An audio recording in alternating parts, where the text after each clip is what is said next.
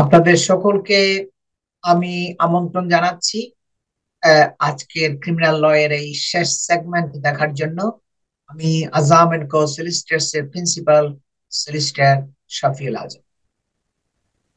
আপনার residence requirement দিয়া দিবে কোর্ট, এবং কারফিউ কন্ডিশন দিতে পারে যে আপনি ইভিনিং এ 7টার পরে বাইরে থাকতে পারবেন না, ঘরেই থাকতে হবে এবং একটা নির্দিষ্ট অ্যাড্রেসের মধ্যে আপনাকে থাকতে হবে। আপনার এই যে অ্যাবসকন্ডিং, যে আপনি পালাইয়া যাবেন, এটা নিয়ে যখন পুলিশে যখন অবজেকশন করে, এটার উপরে আপনাকে কি কি গ্রাউন্ডস আপনার দিতে পারেন, সেটা হইলো for the fear of the defendant interfering with witnesses, the bail address could be far away from the scene of the alleged crime। ও এটা হচ্ছে বেইল অ্যাড্রেসটা। বেইল অ্যাড্রেসটা কিন্তু তারা যদি বলে যে আপনি এই মানে মানে ইয়া হবেন, ইন্টারফেয়ার করবেন উইটনেসদের সাথে, তাহলে আপনার যদি ঘটনা যদি মনে করেন টাওয়ার হ্যামলেটস হয়ে থাকে, ইস্ট লন্ডন হয়ে থাকে, তখন আমরা বলি কি ক্লায়েন্টকে যে আপনি একটা দূরে থেকে একটা অ্যাড্রেস ঠিক করেন, সেটা ম্যানচেস্টার হোক, বার্মিংহাম হোক, বা আরো দূরে লিডস হোক। তখন আমরা কোর্টকে বলবো কি সে ওখান থেকে এসে এখানে এদের সাথে ইন্টারফেয়ার করার তো কোনো সুযোগ আর থাকবে না, কারণ অনেক দূরে থাকে সে, তাই না? এইটা আমরা অ্যাড্রেসটা যদি পাই এরকম, তখন আমরা এই গ্রাউন্ডসটা দিয়ে কোর্টকে, জাজকে কনভিন্স করার চেষ্টা করি। এবং আরেকটা হইলো কি, for the fear of further offences on bail, যে সে পুনরায় আরেকটা অপরাধ করবে, residence far away from the scene of the alleged crime or a curfew requirement can keep the defendant away from potentially criminal situation, so further offense are less likely। আমরা বলতে পারি যে সে পুনরায় আর কোনো অপরাধ করবে না, তাকে একটা দূরে জায়গায় দাও এবং তাকে একটা কারফিউ রিকোয়ারমেন্ট দাও, যেন সে সন্ধ্যার সময় বের হতে না পারে। তখন তার ওই ফার্দার অফেন্ডিং এর চান্সটা থাকবে না। বেইল মানে তো এই নয় যে আপনাকে কেস থেকে খালাস করে দিচ্ছে, কেসের জন্য তো আপনাকে ট্রায়াল ফেস করতে হবে, কিন্তু বেইলটা হইলো কি আপনার সিকিউর করবে, তারা চেষ্টা করবে যে আপনি কোর্টে হাজিরা দিয়ে ট্রায়ালটা ফেস করেন। পুলিশ বলবে কি, যেহেতু অফেন্সটা সিরিয়াস, আর অন্যান্য কারণগুলো দেখাবে যে সে দেশ ছেড়ে চলে যাবে অথবা সে কোর্টে হাজিরা দিবে না।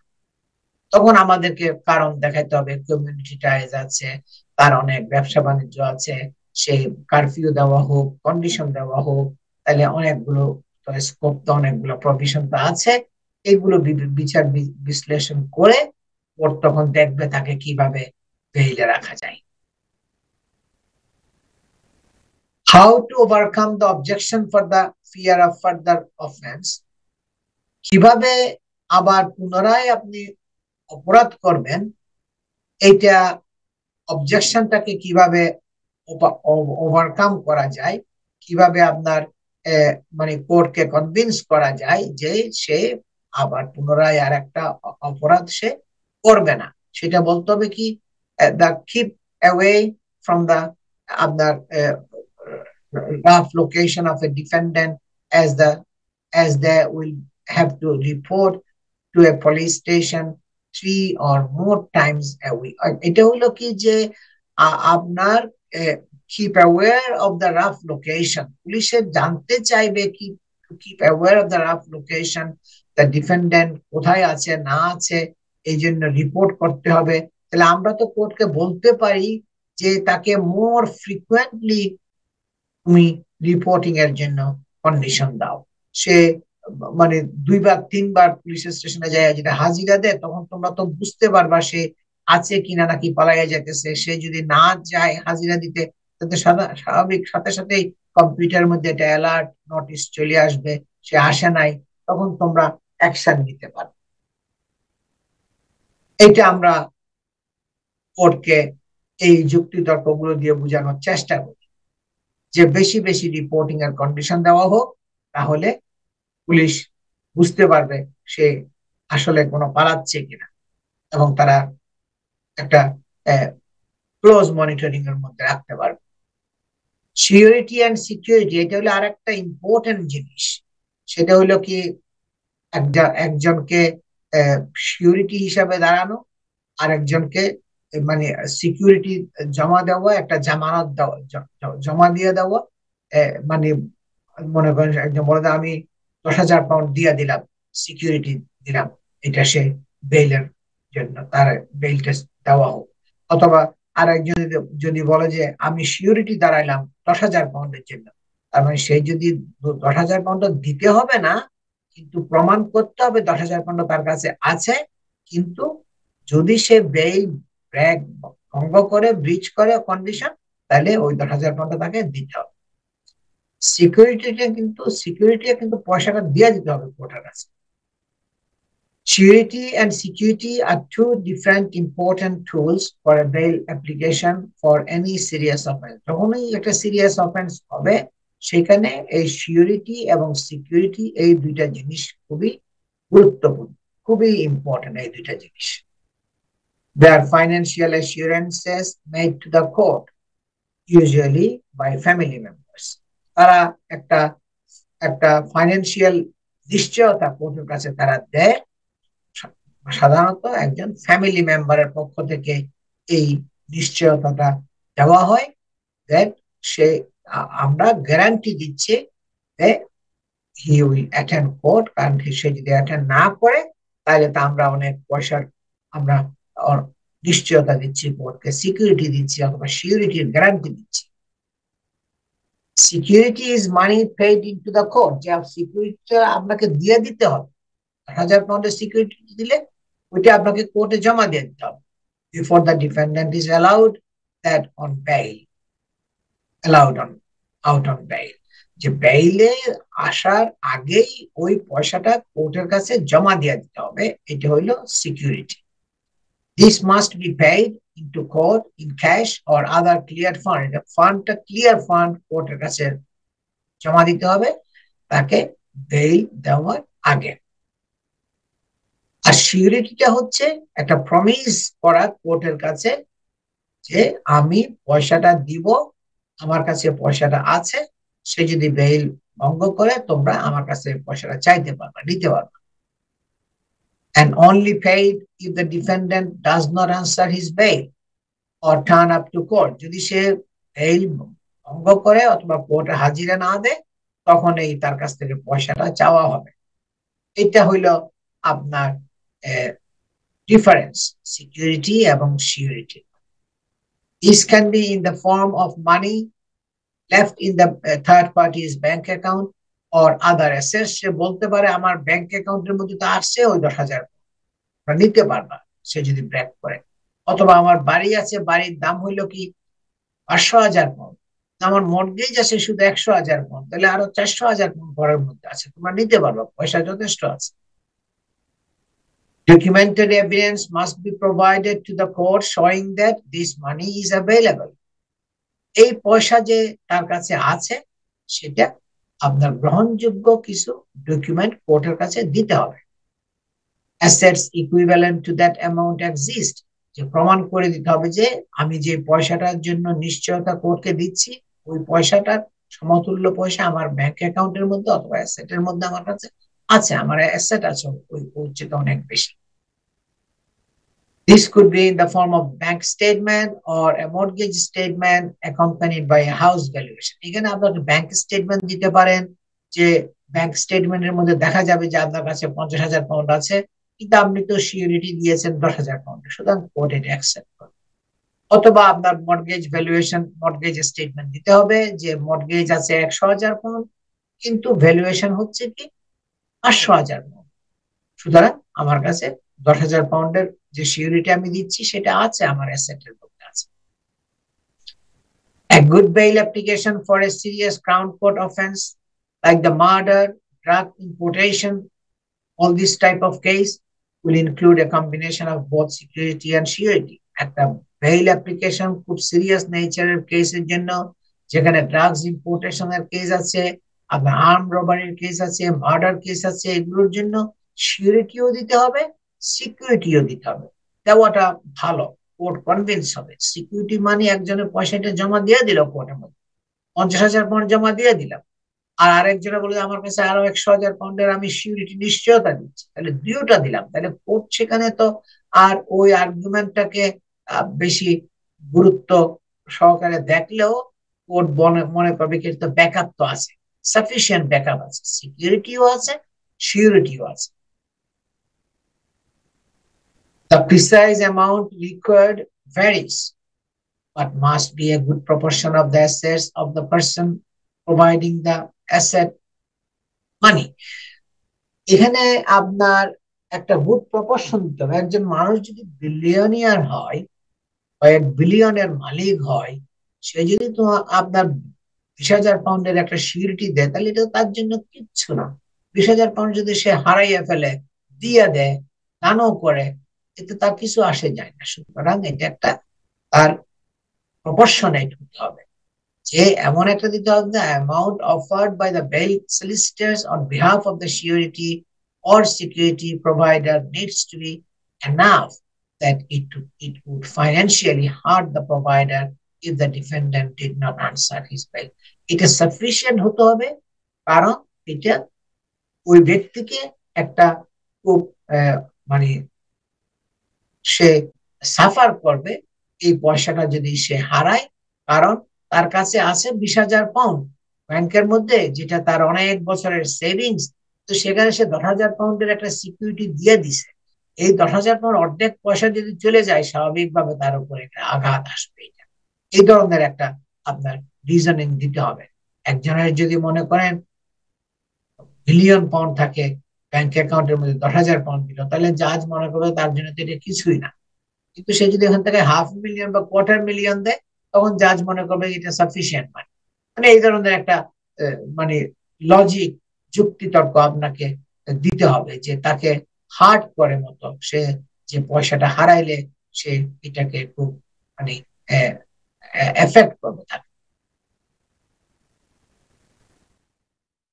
This is something that should be offered whenever the alleged victim is said to have suffered in any type of attack, or where there are already allegations of any interference with witnesses. Witness interfering or possibility of witness interference যদি থাকে, এটা যদি objection যদি আসে, witness interfering, সেখানে সবসময় আপনাকে আপনার এটা কন্ডিশন গুলো দিতে হবে যে সে ইন্টারফিয়ার করবে না।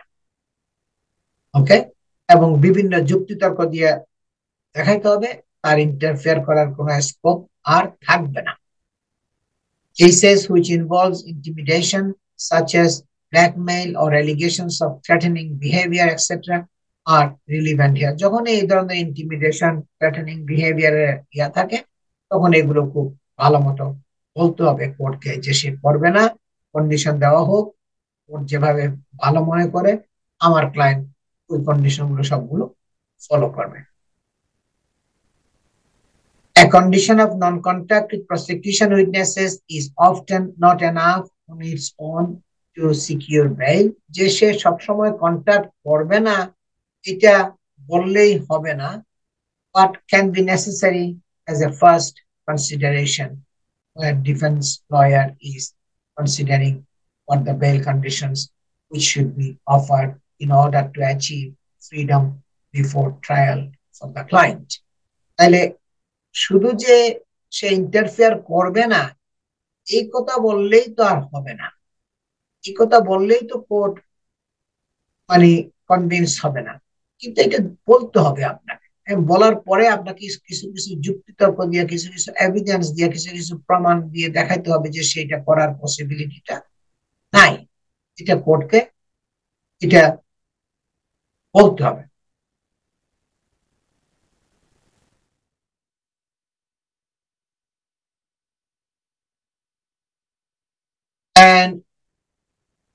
আরো অনেকগুলো আছে এই বেইলের উপরে। What is the best approach in applying for bail? আমি তো দীর্ঘ 25 বছরেরও বেশি ধরে আজকে শুধু ক্রিমিনাল লয়ের উপরে আমি প্র্যাকটিস করে আসছি। এক দুইটা না, শত শত বেইল অ্যাপ্লিকেশন আমি করেছি আমার এই প্র্যাকটিসিং লাইফের মধ্যে। আমি জানি এভাবে কিভাবে বেইল অ্যাপ্লিকেশন গুলো ভালো মতো করতে হয়, কিভাবে কনভিন্স করতে হয় কোর্টকে, কি যুক্তি তর্কগুলো বুঝাইয়া দিলে কোর্টের কাছে তারা এটাকে গ্রহণযোগ্য মনে করবে এবং কোর্ট কনভিন্স হবে। এটা চেষ্টা করতে হবে সিকিউর করার জন্য, বেল সিকিউর করার জন্য। Of course it is not the case that simply because the prosecution raise an objection to bail then the judge will not grant bail। এটা কিন্তু কারণ হইতে পারে না যে পুলিশ অবজেকশন করবে আর কোর্ট বেইল দিবে না, এটাই কিন্তু কারণ হইতে পারে না। আপনাকে a good defense team's bail application will prepare a bail application which will predict that the prosecution will raise certain objections and answer them in advance by being prepared to attack them and offering the judge bail conditions। যখনই আমি যখন এই বেইলের জন্য দরখাস্ত করি তখনই আমি জানি যে পুলিশ কি কি অবজেকশন করতে পারে আমার এই কেসের জন্য, পুলিশ কোন কোন গ্রাউন্ডে অবজেকশন করবে, কোন কোন যুক্তিতর্ক পুলিশ দিবে, কোন কোন কারণগুলো পুলিশ দিবে বেইলের অবজেকশনের জন্য, এটা আমার জানা আছে। এটা এই জন্য যখনই বেইলের জন্য আমি দরখাস্ত করব তখন শুরু থেকেই আমাকে এইগুলো সব দিয়ে দিতে হবে যে আমরা এগুলো করব, এইগুলো করব, সেগুলো করব। তখন পুলিশের আর স্কোপ থাকবে না অবজেকশন করার। অবজেকশন করলেও জাজ দেখবে কি এগুলোকে তো ওভারকাম করে অনেক সলিসিটর তো অনেক কারণ দেখিয়েছে, অনেক গ্রাউন্ডস দিয়েছে, অনেক রিজন দিয়েছে, অনেক কন্ডিশনস মানবে বলছে তার ক্লায়েন্ট, এবং অনেক সিকিউরিটি দিয়েছে, অনেক সিকিউরিটি দিয়েছে, অনেক রিপোর্টিং কন্ডিশনস দিয়েছে, অনেক কারফিউ রিকোয়ারমেন্ট দিয়েছে, ফিক্সড অ্যাড্রেসের কথা বলছে, সলিসিটর তো এগুলো সবগুলো বলছে।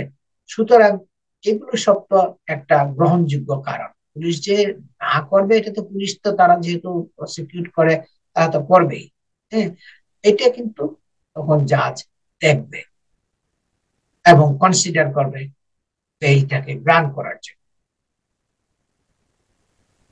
শুধু যে মানে মানে ওরা অবজেকশন করবে বলে যে বেইল গ্রান্ট করবে না কোর্ট, এটা কোনো কারণ হতে পারে না, এটা হয় না। As with most legal work of any description, there is no substitute for preparing thoroughly when applying for bail। যে কোনো লিগাল ওয়ার্ক, সেটা আপনার ইমিগ্রেশন ল হোক, আপনার হাউজিং ল হোক, যে কোনো লিগাল ওয়ার্কের মধ্যে preparation, proper analysis, proper bundle preparation, এগুলো হইলো কি খুবই এসেনশিয়াল পার্ট অফ কেস। এগুলো আপনার লয়ারকে এগুলো প্রপার প্রিপারেশন করতেই হবে, কারণ এই প্রিপারেশনের মাধ্যমে আপনি আপনার বিপক্ষ পার্টি যারা আছে তাদেরকে কাবু করবেন, তাদেরকে আপনি ঘায়েল করবেন, তাদেরকে আপনি হ্যান্ডেল করলেন, তাদের অবজেকশন গুলোকে স্টপ করলেন, এট দ্য সেম টাইম আপনি জাজকেও কনভিন্স করলেন। সুতরাং preparation is essential and there is no substitute for that, and you have to prepare a very well drafted bail application thoroughly এবং properly এটা consider করতে হবে কেসটাকে এবং এটা প্রিপেয়ার করতে হবে। and for most crown court cases এটা কিন্তু সবচেয়ে important, the defendant will only have one chance to make a bail application। এখানে আপনি ম্যাজিস্ট্রেটস কোর্টের মধ্যে আপনি বেইল করলেন, কিন্তু ক্রাউন কোর্টের মধ্যে আপনার বেইলের চান্স থাকবে শুধু একবার। যখন ক্লায়েন্ট আমার কাছে আসে যে আজম সাহেব পুলিশ স্টেশনে গেলাম, সে তো মিটিং করলো না, কোনো কিছু করলো না, পুলিশে বেইল দিল না, এখন তো কোনো কিছু হয় নাই, আমি এখন প্রিজনের মধ্যে আছি, প্রিজন থেকে ফোন করে অথবা বাইরে থেকে আত্মীয় স্বজনরা ফোন করে, এবং আমি আমার এখন ম্যাজিস্ট্রেট কোর্টের হিয়ারিং হয়েছে, সেখানেও তো আমরা কোনো বেইলের জন্য দরখাস্ত করলাম কিন্তু বেইল দেয় নাই। তখন আমি জিজ্ঞেস করি কিভাবে দরখাস্ত করছেন, আপনার বিরুদ্ধে যে কেস করছে সেটা রেপ, সিরিয়াস রেপ অ্যালিগেশন, আপনার গ্রাউন্ডস গুলো কি কি দিয়েছেন, কি করছেন। এবং তখন দেখা যায় যতগুলো আমি প্রশ্ন করি সবগুলো না না না, তার মানে এখানে তো আপনার বেইল দেওয়ার তো আপনার থাকবে না, কারণ আপনার যে প্রিপারেশন যেটা করার দরকার সেটা তো আপনি করেন নাই। প্রিপারেশনটা শুধু আপনি বেইল সিকিউর করার জন্য, আরেক পক্ষকে ঘায়েল করার জন্য, তাদেরকে তাদের যে অবজেকশন গুলোকে কাভার করার জন্য শুধু সেটা তো করতেই হবে, তাছাড়া জাজকেও তো কনসিডার করতে হবে, মানে কনভিন্স করতে হবে আপনাকে বেইল দেওয়ার জন্য, সেগুলো আপনি করেছেন।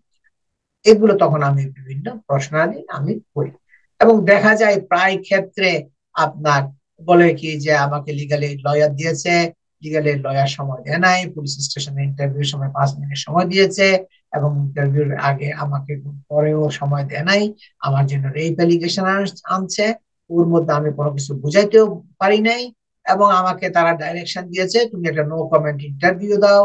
এখন কেন দিল, কি কারণে দিল, সেটাও তখন তো আমার পক্ষে বোঝা সম্ভব না টেলিফোনের মাধ্যমে, যেগুলোর অনেকগুলো কনসিকুয়েন্স আছে। যে নো কমেন্ট দিতে পারেন, এটা আমরা যেন সহজ, সবচেয়ে সহজ কাজ হলো কি আপনার ক্রিমিনাল কেসের জন্য পুলিশে অ্যারেস্ট করলে নো কমেন্ট বলে দেওয়া। নো কমেন্ট বলে দিলে আপনার কোনো কাজ হইলো না, আপনার সলিসিটর যে ডিউটি সলিসিটর যে গেল তাকেও কিছু করতে হইলো না, সবকিছু বিশ্লেষণ বিচার বিশ্লেষণ করতে হলো। কিন্তু এটার পরিণাম তো অনেক ভয়াবহ, এটার পরিণাম তো অনেক বেশি আছে। আপনাকে কারণ দিতে হবে কেন আপনি নো নো কমেন্ট, কি কারণে, নির্দিষ্ট অনেকগুলো কারণ আছে আপনার, যে কারণগুলো দিলে কোর্ট বুঝতে পারবে হ্যাঁ তার একটা রিজন ছিল যে নো কমেন্ট দেওয়ার জন্য। কিন্তু জাজ জুরিকে বলবে যে তোমাদেরকে এগুলো অ্যাকসেপ্ট করার দরকার নাই, সে এখন যেগুলো বলতেছে, আর কারণটা হলো কি এই কথাগুলো সে একটাও কিন্তু পুলিশের কাছে বলে নাই, এই কথাগুলো এই উত্তরগুলো সে একটাও পুলিশের কাছে দেয় নাই, এখন বলতেছে। সুতরাং তোমাদের এগুলো বিলিভ করার দরকার নাই, এবং তোমরা ইচ্ছে করলে অ্যাডভার্স ইনফারেন্স তোমরা ড্র করতে পারো, তোমাদের যেটা রাইট আছে, এটা ডাইরেকশন জাজ জুরিকে দিবে, আপনি যদি শুধু নো কমেন্ট নো কমেন্ট দিয়া যান সব জায়গার মধ্যে। সুতরাং এটার সহজ আছে, আপনি বের হয়ে গেলেন তাড়াতাড়ি, পুলিশটা কিছু জানতে দিলেন না কি হয়েছে না হয়েছে, পুলিশ আপনার সাইডের স্টোরিটা কিছুই জানলো না, মানে আপনি দিয়েছেন নো কমেন্ট। তাছাড়া আরো একটা বড় বিপদ করছেন কি, আপনি আহ, পুলিশের প্রশ্নের অর্ধেক জবাব দিয়েছেন আর অর্ধেক জবাব দেয় নাই, এটা হইলো সবচেয়ে মারাত্মক ভুল। তখন জাজ বলবে কি সে তো অর্ধেকের উত্তর দিয়েছে, তার মানে ওই উত্তরগুলো ছিল, আর অর্ধেক যেগুলো দেয় নাই তার মানে ওগুলো তার উত্তর ছিল না, এটা আরো আরেকটা। অনেক সময় আমি যদি যাই, আমি যদি দেখি যে ক্লায়েন্টে পুলিশ যখন একের পর এক ধমাধম ধমাধম প্রশ্ন করতেছে, আমি যখন দেখি যে ক্লায়েন্ট উত্তর দেওয়ার চেষ্টা করতেছে, তখন আমি সাথে সাথে ক্লায়েন্টকে বলবো কি, পুলিশকে বলবো কি যে you have to give me some time, I need to see my speak to my client for 5 minutes or 2 minutes or 3 minutes, and then we'll come back to the interview room again, and then we get a break for 2 minutes, and within that break আমি বুঝাইয়ার চেষ্টা করি যে আপনাকে advice দেওয়া হয়েছে যে আপনি no comment করবেন। নো কমেন্ট মানে আপনি এ টু জেড, 1 থেকে 100 পর্যন্ত যতগুলো প্রশ্ন করবে, আপনার জামার রং সাদা কি কালো আপনি বলবেন কি নো কমেন্ট, আপনার চুকের মানে চুলের মানে মাথার চুল কালো না সাদা হয়ে গেছে আপনি বলবেন নো কমেন্ট, বলবেন না আমার চুল কালো বা চুল সাদা। আপনার দাড়ি আছে কি দাড়ি নাই প্রশ্ন করলে আপনি বলবেন যে নো কমেন্ট, প্রত্যেকটা প্রশ্নের উত্তর দিতে হবে নো কমেন্ট। কিন্তু এখানেও তারা ভুল করে ফেলে, নো কমেন্ট তো দিল, কিন্তু যেটা যেটা নো কমেন্টের যে কতগুলো যে প্রসিজার আছে, কতগুলো যে কিভাবে নো কমেন্ট বলতে হবে, সেই জায়গাতেও তারা ভুল করে। সুতরাং এই সমস্ত দিক দিয়ে সব সময় আপনার বিচার বিশ্লেষণ করতে হবে। আমার সময় আজকে শেষ হয়ে গেছে, কিন্তু সবশেষ আমি যেটা বলবো, bail is not a foregone conclusion for any serious offenses, and an application must be prepared with care and meticulously prepared. এবং খুব আজকে আমার সময় শেষ হয়ে গেছে। আজকের প্রোগ্রামটা আপনারা কাল সকাল এনটিভিতে আবার রিপিট দেখবেন সকাল 9:30 থেকে 11টা পর্যন্ত। তাছাড়া এনটিভি ইউরোপের ফেসবুক, ইউটিউব, টুইটারে, ইনস্টাগ্রামে যদি লগ ইন করেন, আপনারা এই প্রোগ্রামের আজম এন্ড কো-সলিসিটরস শফিউল আজম এই নাম দিয়ে সার্চ করলে এনটিভির লিঙ্ক গুলো পাবেন। তাছাড়া আপনারা solicitor Shafiul Azam, Azam and co-solicitors এই নাম দিয়ে গুগলের মধ্যে সার্চ করলেও আজকের এই প্রোগ্রামের লিঙ্ক পাবেন। সবাই ভালো থাকুন, সুস্থ থাকেন, এবং সকলের প্রতি আমার শুভকামনা থাকলো। আসসালামু আলাইকুম।